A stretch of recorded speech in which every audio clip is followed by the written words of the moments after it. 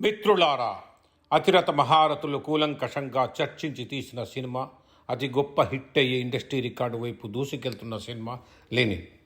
కానీ సినిమా వల్ల కొన్ని తప్పులు బయటపడుతున్నాయి. సూపర్ హిట్ అయిపోయింది కాబట్టి దాన్ని సర్దుకోవాల్సిన అవసరం లేదు. ఆ తప్పులు ఎత్తి చూపేటువంటి అధికారం ప్రతి ఒక్కరికి ఉంది. మొదటి సీన్లోనే లెనిన్ జైలు నుండి బయటకు వస్తారు. కడప కారాగారం నుండి చిత్తూరు జిల్లాకి వెళ్ళిపోతాడు.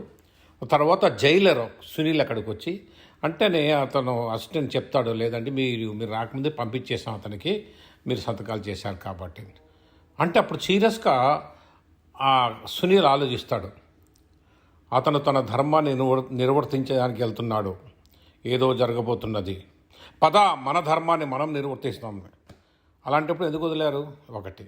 రెండవది, పద అని చెప్పి 2 జీపులు తీసుకుని అక్కడి నుంచి బయలుదేరుతారు. మీరు అసలు జైలర్కు ఉండే అధికారాలేంటి? నా ప్రశ్న అదేంటి. ఒక జైలర్కు ఉండేటువంటి అధికారాలేంటి? అధికారికంగా సంతకాలతో పాటు అనుమతితో పాటు బయటికి వెళ్ళిన ఖైదీ వెంట తిరిగి పడేటువంటి అధికారం జైలర్కు ఉందా? స్థానిక పోలీసులకు ఉందా? నెంబర్ 1. రెండవది, కనీసం పెరేల్లో కన్నా రిలీజ్ అయి ఉంటే అయ్యో అతను ఏం చేస్తాడో ఏమో అనేటువంటి భయం జైలర్కు ఉంటుంది. అది చెప్పలేదు. లేదా కనీసం నేను కమిషనర్ పర్మిషన్ తీసుకుంటాను, ప్రభుత్వ అనుమతి తీసుకుంటాను, అక్కడ ఏదో జరుగుతుంది పదండి అని పోలీసులు తీసిపోయినా కూడా పర్వాలేదు. అదేమీ లేకుండా పోవడము, అక్కడ ఒక స్పీచ్ ఇవ్వడము లాంటివి చేస్తుంది. అంటే సామాన్యులకు అర్థం కావాల్సిన విషయం ఏంటంటే, జైలర్కు అధికారాలు తన ఒక పరిధి మేరకు ఉంటాయి.